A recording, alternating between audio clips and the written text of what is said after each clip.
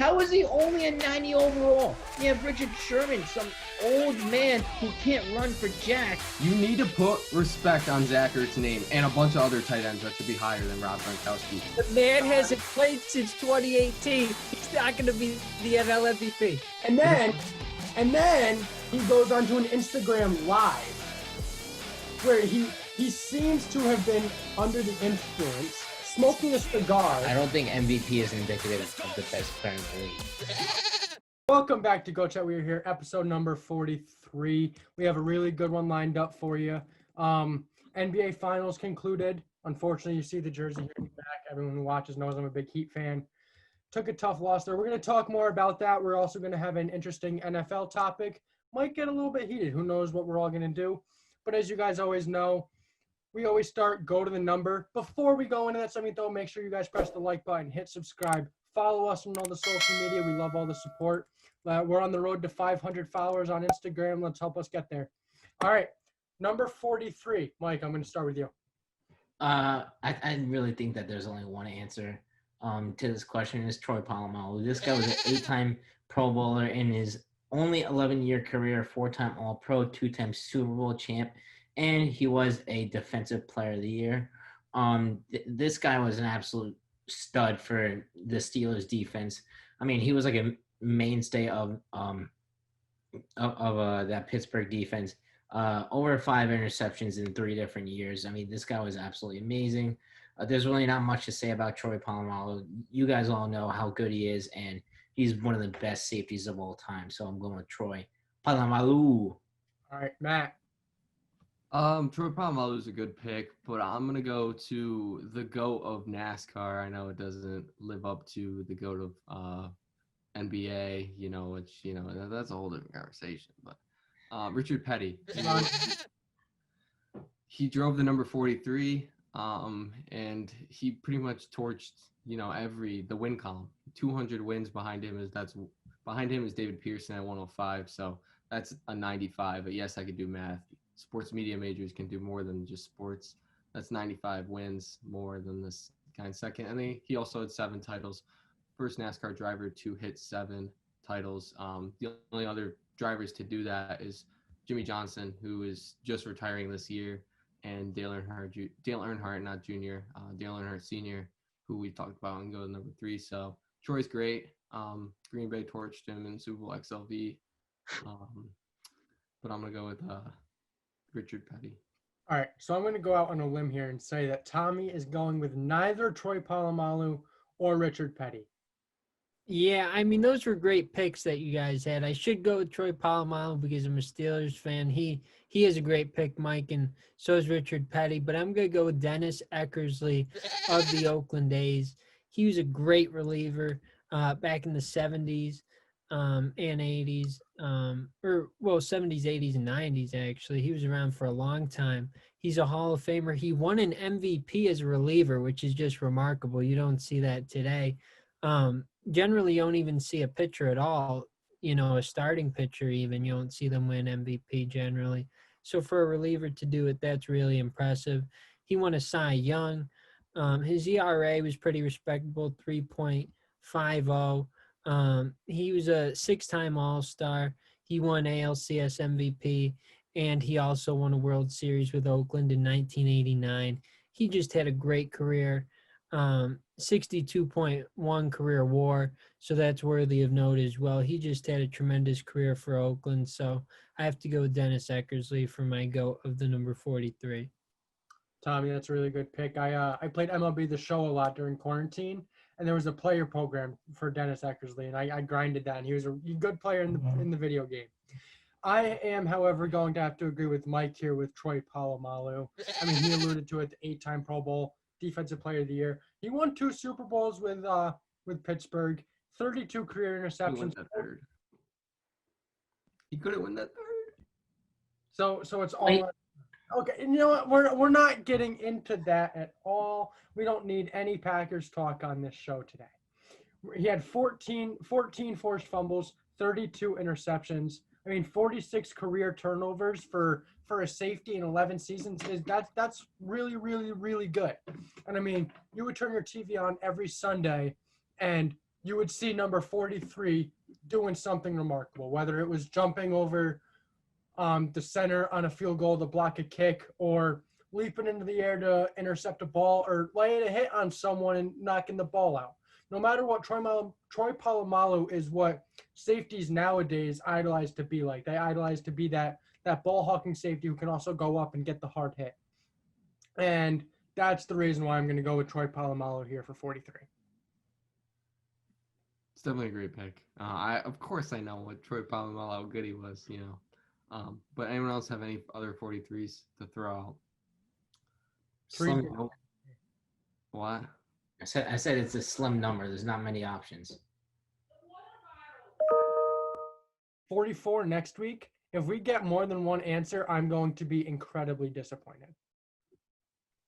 We definitely will. But you know, we don't agree here. We only agreed like 2 episodes, so I doubt we will. But 3 episodes. We will head into the next topic. I don't remember what we're talking about first. Do you guys? NBA Finals. Okay. Well, we'll head into the NBA Finals next. Welcome back to Go Chat. And guys, Lakers are the NBA champions. They tie the Boston Celtics for the most championships out of any franchise in the NBA at 17. LeBron gets his 4th ring. AD gets his 1st. Rajon Rondo becomes the first player to win a championship with the Celtics and the Lakers. He was The second player? The other person was a very old timer. I didn't recognize the name, but he's the second player. Oh, okay, whatever. No need to, steal my thunder there. But anyways, first, let's go over the Lakers and what this means for LeBron and the Lakers franchise. Does this bring LeBron closer to being the GOAT? Or in other cases, in other fields of view, does it solidify LeBron as being the GOAT? Matt, I'll start with you. You've been on the Lakers bandwagon since, we started the show. So how's it feel? I wouldn't call it a bandwagon. I just thought they would win. I don't like the Lakers at all. I'm not a LeBron fan. But yeah, I mean, it feels good to be right. I always am, so I'm pretty used to it. The egos on this show, man. Dude, it's like I thought Connor and Mike were gonna get into a fight about stealing thunder right there. That would be Connor versus Mike part 5 already. But to answer your question, it does. I think it brings him closer, of course, winning a title. I wouldn't call him the GOAT. I think I'd have to do more research in it before I make a decision. So it's good for the Lakers. Happy for them, I guess. I wanted the Heat to win, but shout out to Daily Dribble. Shout out to Daily Dribble and Andrew Aiken, who won our NBA Bracket Challenge. Good job, guys. But yeah, that's my whole take on it. All right, nice take. Connor, what are your thoughts on this? In the episode 23, you already said LeBron's the GOAT. Does this just add on to his legacy? Well, I would first say overall that the Lakers won this championship a lot in due part to they're gonna own it all due to Kobe Bryant. Obviously, the passing of Kobe and his daughter back in January kind of lit another fire under the Lakers organization and said, okay, if we didn't already think we could do it, now we have to do it because we want to honor the late great Kobe Bryant. So I mean, being the Heat fan and all of that, and seeing the Lakers hoist the trophy, I mean, as upset as I still was, it was nice to see due to everything that had happened 9 months prior.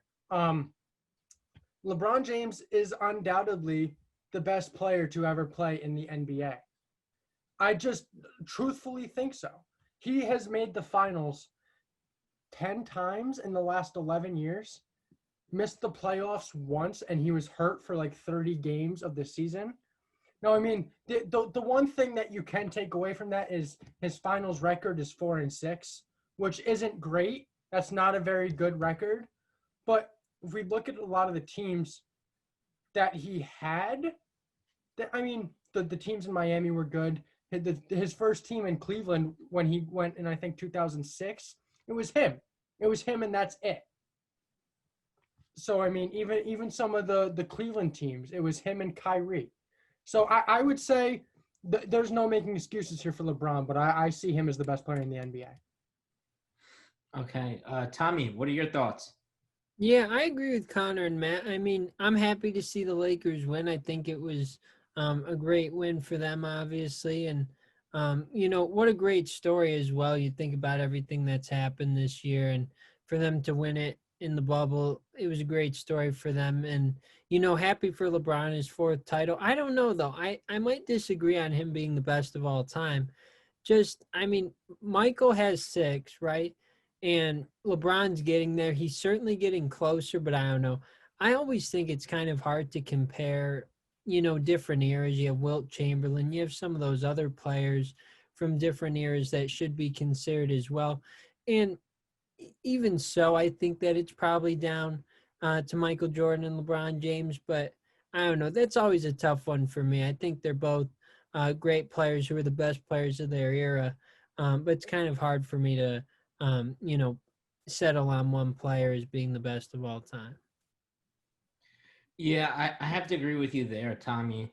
Um, Although this is a great accomplishment for LeBron, this is his fourth title. I don't think this obviously brings him closer to Michael, but this definitely does not put him as the same level as Michael in my eyes. This definitely solidifies him as the second best player overall in all time, in my opinion. But I just feel like there are some blemishes on LeBron's resume that are not on Michael's. Right? You got the 2011 finals, which he completely blew, and the 2007 finals. Yes, I know that his team was horrible, but his individual performance was miserable too. He barely averaged 20 points a game and shot under 40% from the field. While Michael, I feel like even when he didn't have all those teams, he still played very well in the playoffs. He dropped 63 against the Celtics. And once he finally got past that benchmark, he was able to have 2 3-peats. So I do think it's still Michael, but bouncing off what you said, Connor, it's kind of nice for the Lakers to win this because of the passing of Kobe and Gigi, and it was kind of like meant to be. And good for them. They won this season. They definitely deserved it. You could talk about who they were playing the playoffs, and that the Heat had Bam and Goran injured for a couple games, and but Lakers played really well this playoffs, and they definitely deserved it. I'm excited to see what happens next year. I feel like there are a couple teams that can definitely give them a run for their money. I guess my question to Mike and Tommy is there anything LeBron can do, because he said he's 35 years old. He says he has plenty of years left in him. Is there anything he can do with those years left that puts him above Michael? I think what LeBron can do, he definitely has to win at least another championship. Once he gets to 5, then in my opinion, I think we could really be having that talk. And there's I don't know, it's kind of just me, but I really want this just like one moment in the finals where LeBron just comes up like extremely clutch, like sort of what Michael had in that game 6 against Utah in '98, where he had that steal on Malone, then he comes down the floor and knocks down the shot to take the game. That infamous flu game, that was actually food poisoning, right? So I think if LeBron has one of those moments, I think it can really propel him and put him on the level with Mike. I think he has 2 more really good years, top 3 player caliber years left in him. So we'll see what happens in the next 2 years. Yeah, I'm going to agree with Mike. I think that, it might be a lot to ask, but I'd like to see 2. I'd like to see him at least be equal with Michael in terms of championships. But at the same time, I mean, you can't say that those 6, what was it, 6 titles that he lost, right? Like he's 4-6 all time in the finals. So you can't put that all on him either. So I don't know. It's kind of tough. I mean, I've always thought that Michael Jordan was better, but LeBron's great as well. So, I certainly don't want to take anything away from LeBron. And the fact that he got to 10 finals is really impressive by itself there. And like I said, you can't put all those 6 losses on LeBron either. He's got a team around him. So I don't know. I'd like to see a couple more from LeBron, but I think he's certainly getting closer to Michael. Just really quickly before anyone else says anything. Oh my gosh, I literally just lost my train of thought. Well, while you think, I got it. So I think we all can agree on that. Michael Jordan's peak of his career was better than LeBron's peak. But the thing that LeBron has against Michael is how his longevity is out of this world. Nothing we've ever seen from an athlete. So I think it has to come to the point where the longevity is more impressive than Michael's peak. And once again, I think if he wins another championship, we could be having that talk. But Connor, I'll bring it back to you. Well, I was just going to say that the 6 finals losses on LeBron's resume may look pretty bad, but I mean, we also know that the Chicago Bulls in their era, they lost a lot of early playoff rounds. Where LeBron, if he's in the playoffs, he's going to the finals. Where Michael Jordan couldn't necessarily guarantee a finals appearance for his team.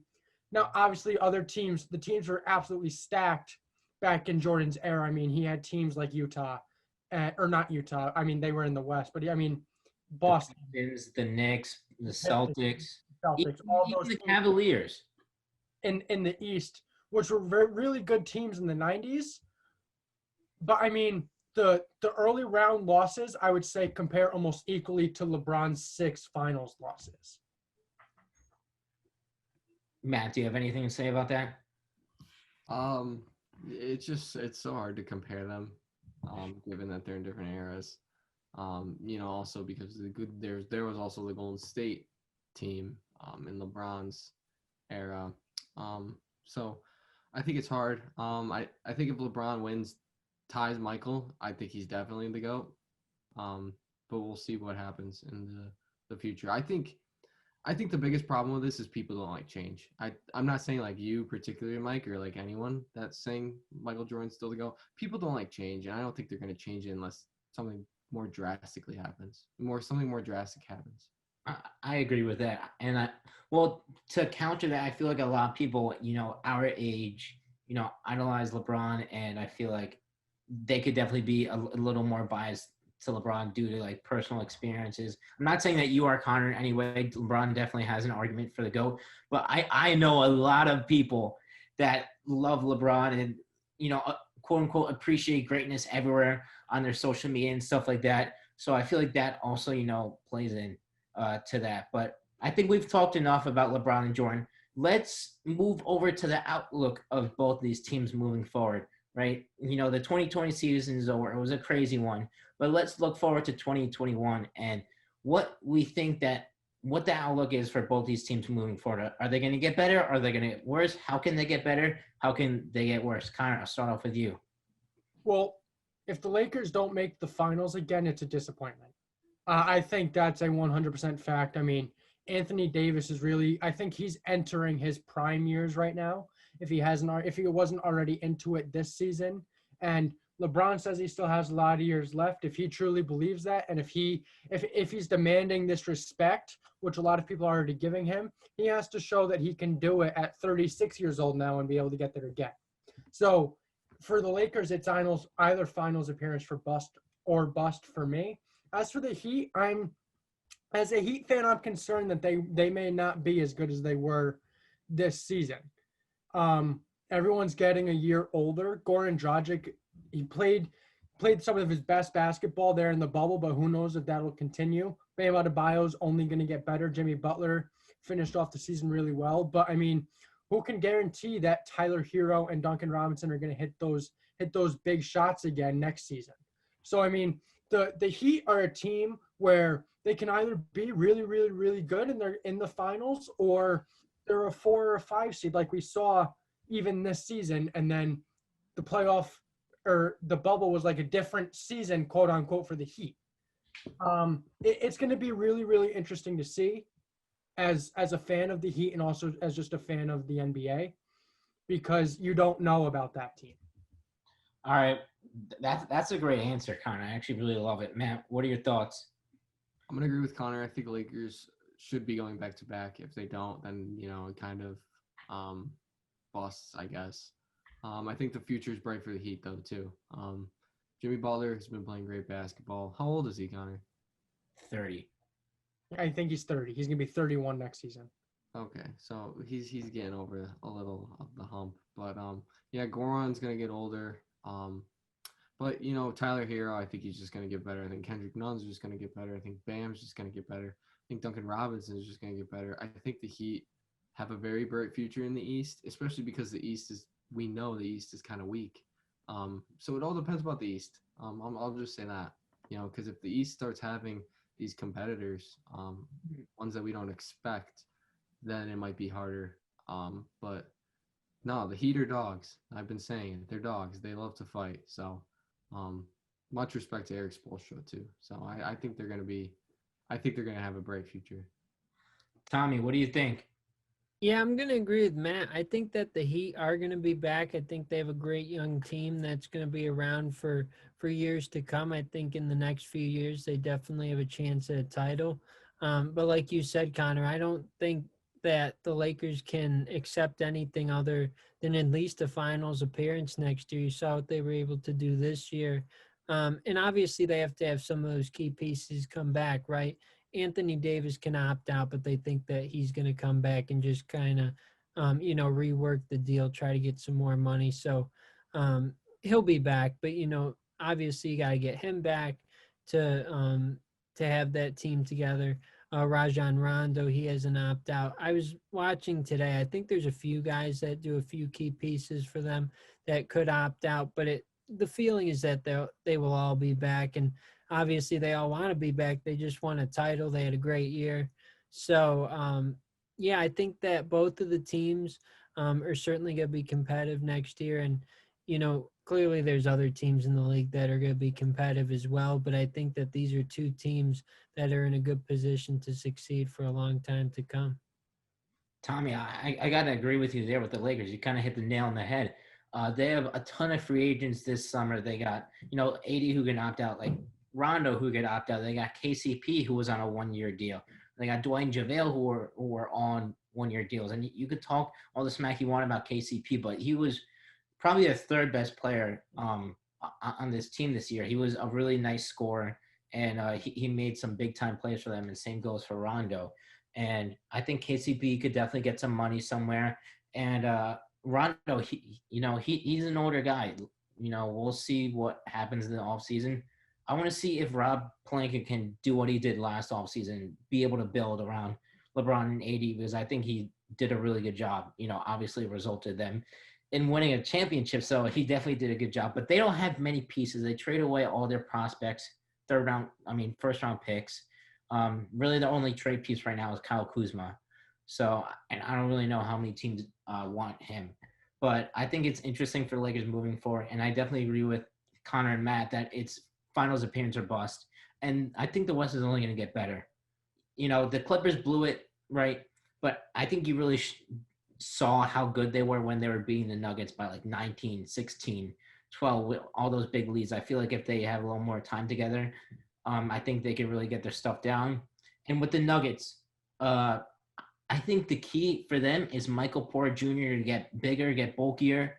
And I think if he could become a really good, third option, like a third star, so they could have their own big three with Murray, Jokic, and Porter, I think that would make them a huge threat in the West. So I think the Lakers, they got to do some stuff, but I think obviously they have LeBron and AD, so they don't have too much to worry about. And then moving to the Heat, I agree with Connor. I don't know if they're going to play like this in the future. Throughout this whole playoffs, I said it. They were playing perfect. That's why I picked them to beat the Lakers in the finals, because they were making no mistakes. They were making every big-time shot, and it's nearly impossible to replicate that. That's why I was so shocked, right? And Dragic is getting older, especially with his plantar fasciitis, I think. That's not going to help. I think Tyler Hero, Duncan Robinson, Bam, and Kendrick Nunn need to improve this offseason if the Heat want to get back to where they were. Well, I think this was a really good NBA conversation. I think we might have went a tad over our minute restriction here. But we're going to get into some condensed NFL talk. We're going to talk about two of the best divisions so far through the first 5 weeks and break down the quarterbacks. We'll be right back with that. Welcome back to Go Chat. We are now through 5 weeks of the NFL regular season. It wrapped up Tuesday night with the completion of the Bills and Texans game. We don't know the score to that because we're filming right now at 5:23 on Tuesday. Let's But go T. Brown. we are going to be talking about the two best divisions so far through the first 5 weeks and specifying in on the quarterbacks and what kind of pressure is going to be going onto them throughout the rest of the season. So we're talking about the NFC West and the AFC North. I think we should start on the AFC side and talk about this division. We have the two teams that are undefeated, and then the 4-1 Browns. Ravens aren't undefeated. The Ravens. Steelers are undefeated. Two one-loss teams. We have 2 one-loss teams. I just blanked on the Ravens. But we're going to talk about what quarterback we think is now under the most pressure there. So, Matt, I'm going to start with you. What quarterback in that division is under the most pressure? I think it's. I feel like we're all gonna maybe all agree on this. I think it's Baker Mayfield. We saw what that Browns offense can do and how great they've been in the past couple of weeks. Scoring 49 over the Cowboys. I don't remember what they did over the Colts, but yeah, I mean, the Browns are actually living up to what we thought they would be last year. So I think there's a lot of pressure over Baker. But they do also have running backs. So, I mean, I'm going with Baker Mayfield. I feel like that fits more. Joe Burrow's kind of in that Cincinnati. Cincinnati's not really going to go that far. I think we know that now. And how they played against the Ravens. They played awful against the Ravens. They're not going anywhere. And Steelers, Big Ben's been playing great. Lamar's, doing Lamar things. So. Tommy, what's your pick? See, this was a tough one for me. I think that you are right, Matt, that Baker Mayfield, he does have a lot of pressure.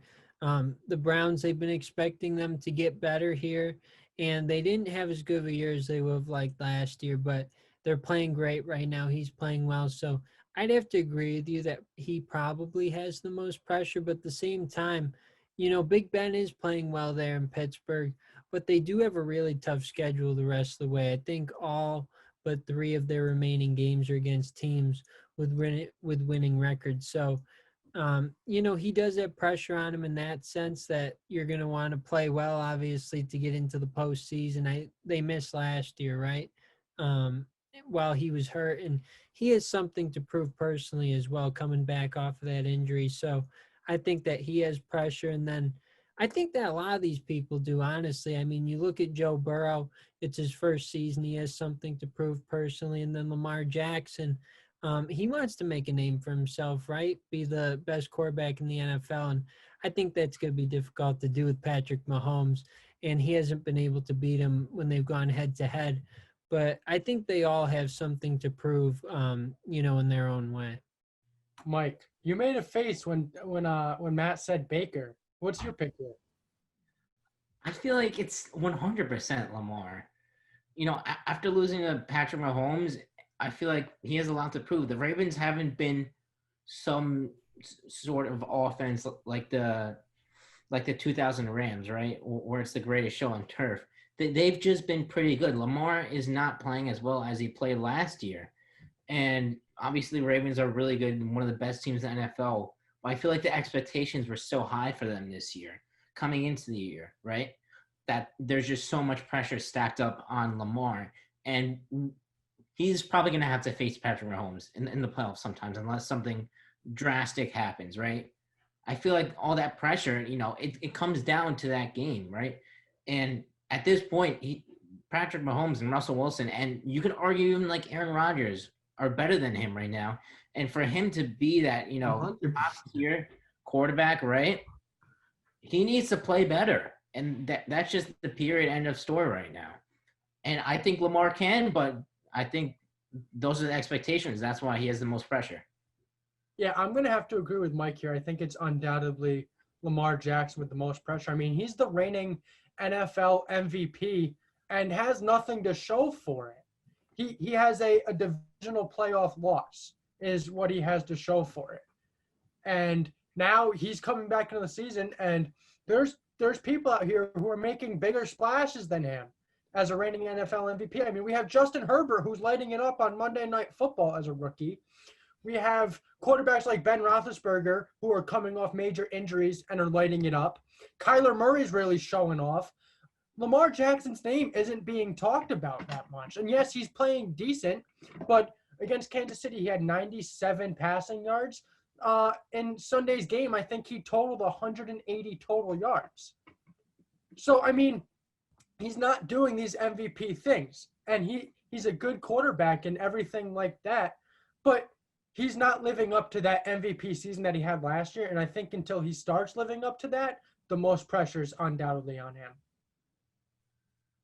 I mean, I get that he has pressure, but I feel like that Baker Mayfield, I feel like he had him in that offense. He's leading an offense that is carrying that team. I don't think their defense is that good. I mean, they're averaging 29.8 points, like letting 28.9, whatever a number I said. They're letting up that number of points.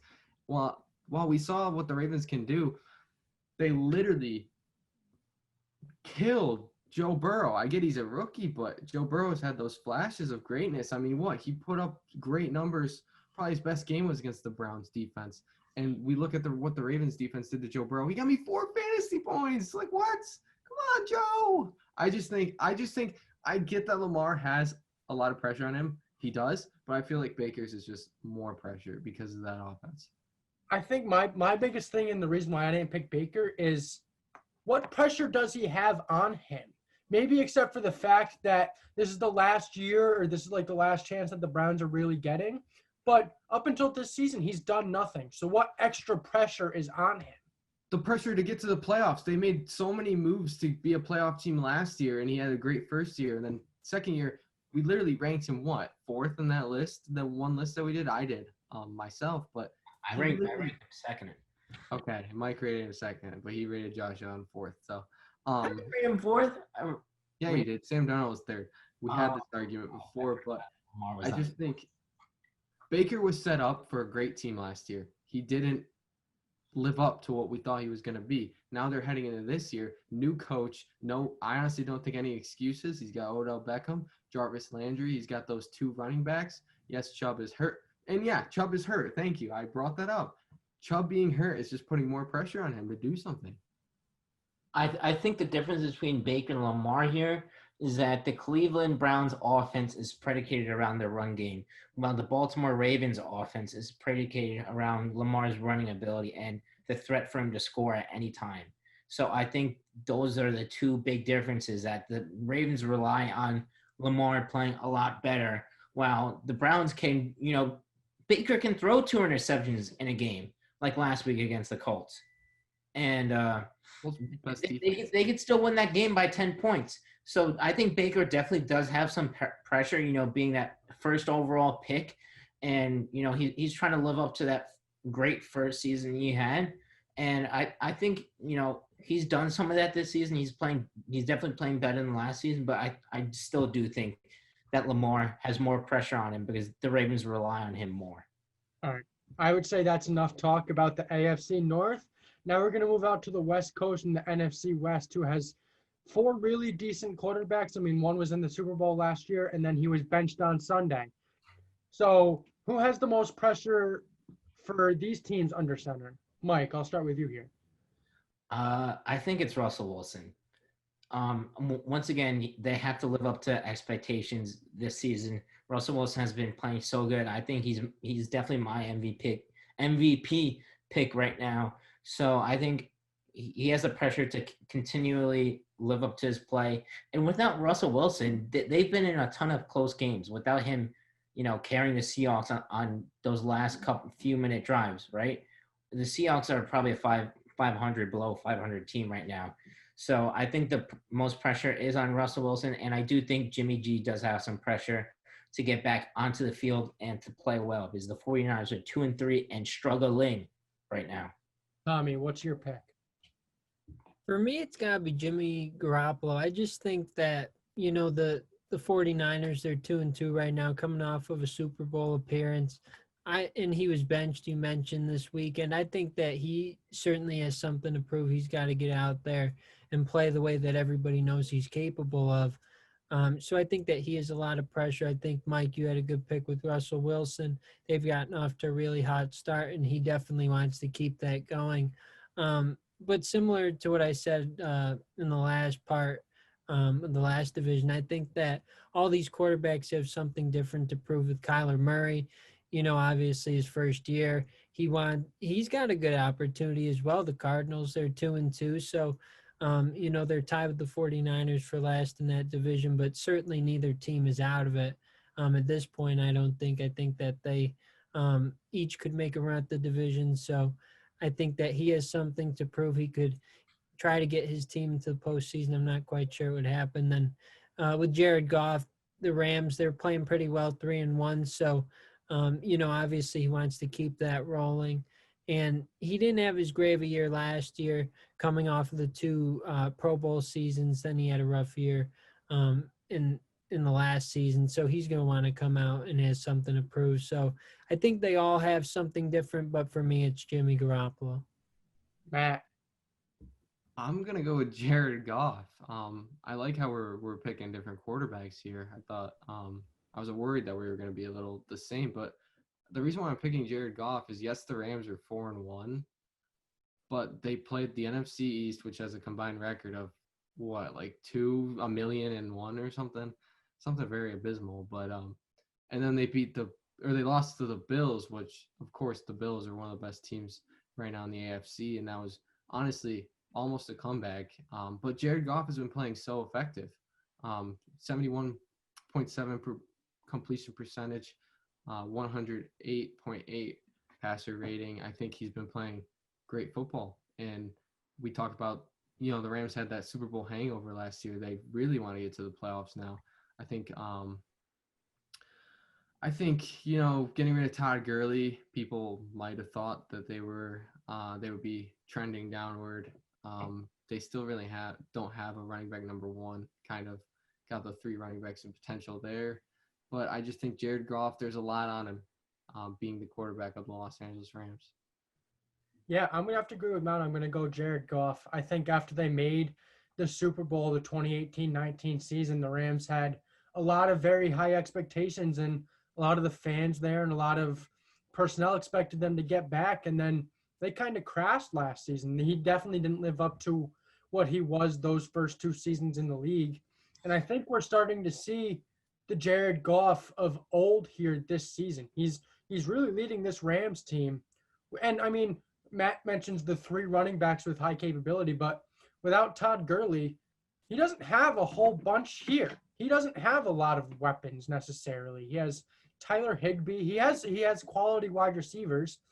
But other than that, I mean, Todd Gurley was a big part of that offense, and now we see that Jared Goff can still play effectively without him, and they're off to a 4-1 start and did have a comeback against Buffalo. Buffalo scored in the last 20 seconds of that game. This is definitely a team to watch out for. Not only Jared Goff, not only to watch out for, this is a team to watch out for. This is a team that I think has a legitimate chance to go up against Seattle and give them a real threat at that division. Yeah, I agree with you to the point that the Rams are a really good team. They have a pretty good defense and a pretty good offense, and obviously if you combine those two together, you get a pretty good team.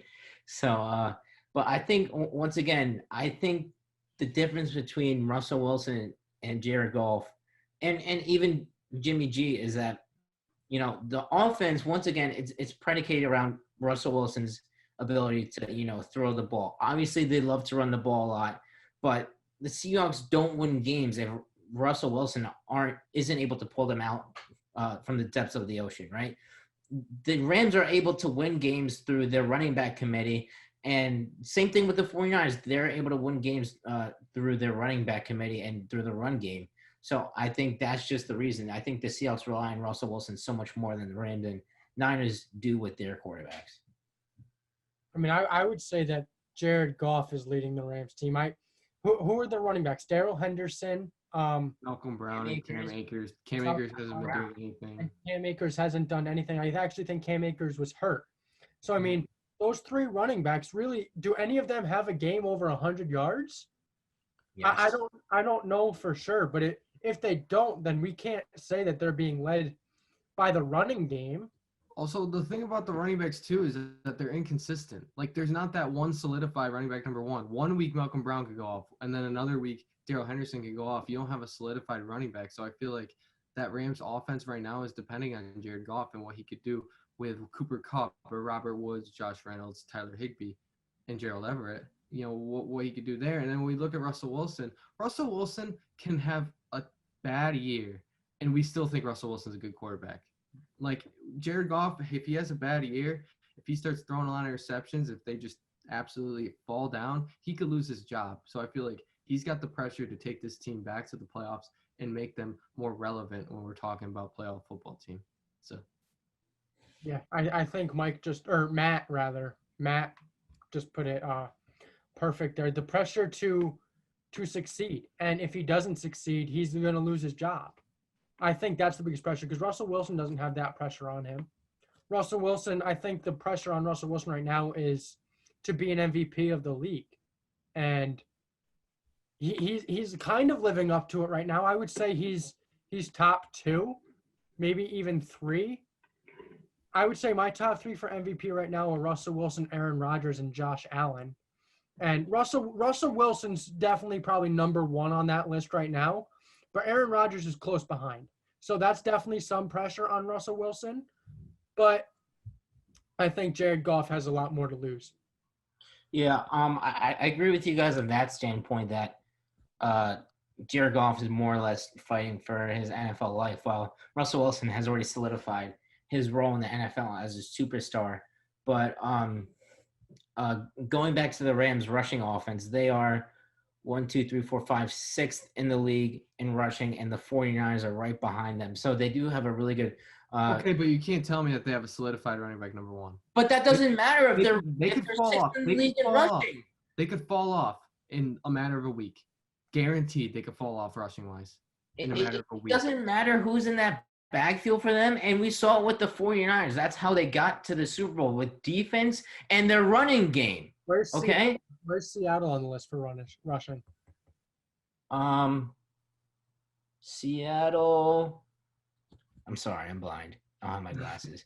Seattle was like right in the middle of the pack. They are like 120 yards less rushing than both the Niners and the Rams. I don't know. I mean, obviously, we're not going to change each other's mind. I think once again, we went over the time allotted for this segment. It's going to be a long episode. We still have GOAT picks and GOAT of the week. Really hope our viewers are staying along. It's been a good one. I really hope you guys have watched it through. But we're going to move into our 2 GOAT picks. It's 2 MLB games. Not much more to pick from this week. We'll get to those next. Welcome back to GOAT Chat. We are back here with the GOAT picks. Unfortunately, we have only 2 baseball games since the Bills-Chiefs game is not going to be played on Thursday night, and basketball is done. So we got – Tommy's probably happy. Tommy's probably thrilled that we have 2 baseball games. But let's go. Yeah, I'm excited. I mean, I wish the Yankees were in it, but, what can you do? Yeah, we forgot to mention the Yankees did lose. You guys probably know that. But we got Game 3, Dodgers-Braves tomorrow at 6:05. Connor, you're in the lead. Surprise, surprise. Who are you picking? I'm going to go Dodgers here for Game 3. I also think that Braves are going to win Game 2 tonight as we're filming this on Tuesday. Clayton Kershaw was scratched, so I think the Braves are going to take a 2-0 lead, and it's going to be a must-win game for the Dodgers, and I think they're going to win it. Tommy's in second, right? Yeah, Tommy. Yeah, I don't even know how Tommy's only behind. We're catching up. I'm coming for you, Connor, but I'm going to go with the Dodgers too.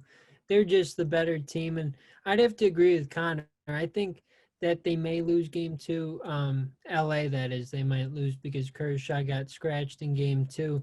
And the Game 1 loss, that was a pretty tough loss for them. It was tied 1-1 in the 8th inning, I think, and then you see the Braves come out and they scored 4 runs. They win that game 5-1, so that was a big game for them.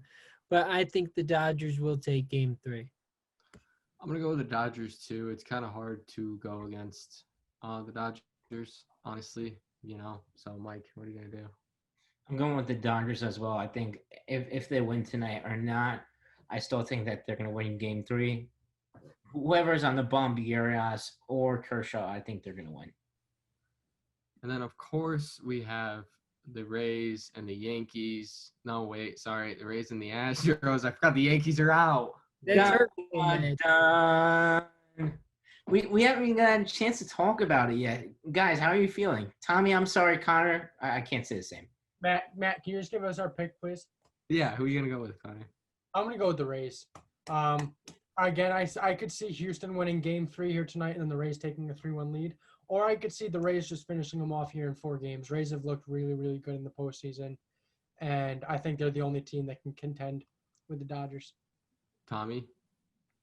I think you made a lot of good points, Connor, but I am going to go with Houston in this one. They have Zach Greinke going for them, and I think that Houston is going to make this competitive. I know that the Rays look outstanding right now, and I think that they are going to go to the World Series ultimately, but I think that Greinke's going to get them the win in this one.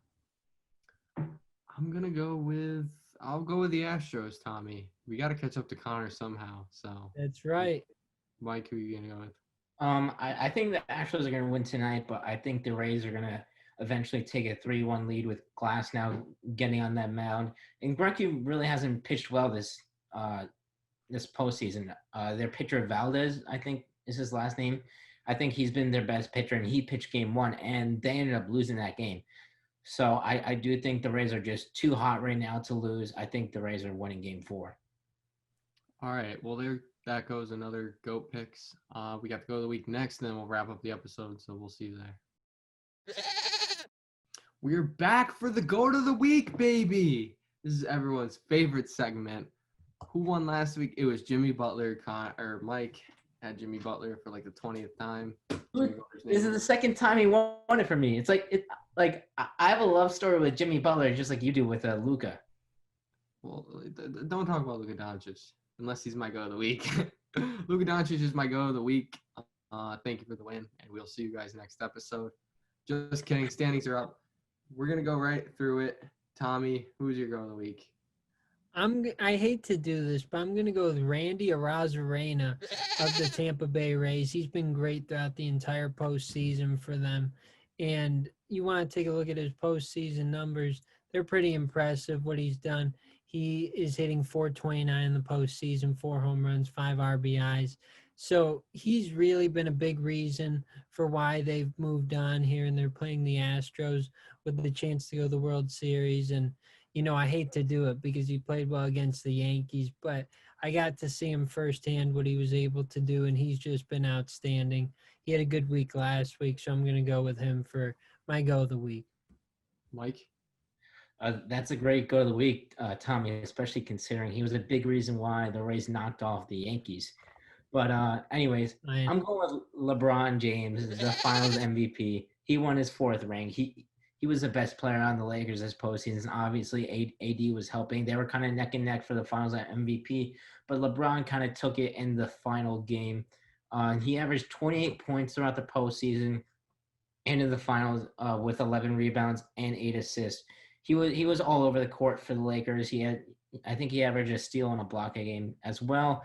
LeBron James, he's 100% the GOAT of the week, Finals MVP. There's not much to say here. It's LeBron. Connor? I'm going to go with Alex Smith.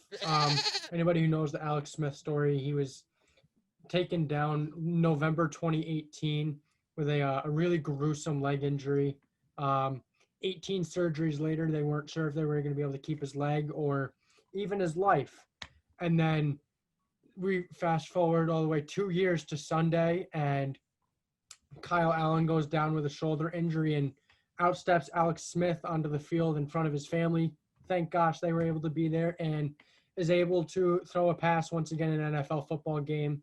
And it just shows the true journey that he's gone through and that his family has endured with him. They gave him the standing ovation after he could throw the pass. So his stats don't matter. I think he only threw for like 39 total yards and completed 6 passes. Those don't matter. It's the fact that he was able to get back out there on the field and compete with his team. So for that reason, Alex Smith is going to be my GOAT of the week. Yeah, that's a good one. I mean, both of you guys picked a player that I've won. Well, I didn't win with Alex Smith. I picked both LeBron James and Alex Smith. So I appreciate you guys trying to be like me. I know everyone strives too. But I'm going to go with Chase Claypool, the Pittsburgh Steelers rookie. First rookie in NFL history with 3 receiving touchdowns and 1 rushing touchdown. He played against the Eagles, 110 receiving yards, 4 total touchdowns, like I said, 7 receptions. I think he was the first Steelers rookie to have 4 touchdowns on the ground. Of course, Ben probably had 4 touchdowns, but we're talking about on the ground. Connor, don't get on me for that. but yeah, he was the first. I think the last one, I heard something that maybe the last Steeler to have 4 touchdowns, either rushing or receiving, was back in like the 50s. So it was just an incredible day for Chase Claypool. It's one he's never going to forget. So he is my go of the week for his performance against the Eagles on Sunday. Episode 43. That's a wrap, guys. It's been another good one. I know it's a longer one. We haven't had longer ones in a while. It's definitely worth listening. We had a lot of good conversations here. Hit the bell, subscribe. Once again, follow on Instagram. Road to 500. We appreciate everything. If you guys did see a poll on our Instagram a couple days ago about the possibility of doing a Madden 21 franchise, we are on the lookout to do that. I think that'd be a lot of fun. Send an email to us, I think would also be effective. goatchat123@gmail.com. Most basic email ever. There you go. Well, seriously, send an email if you guys are interested. We'll look to get That's probably the better option. we'll look to get something set up. Mike's ruining my thunder here. We'll talk to you guys on Saturday.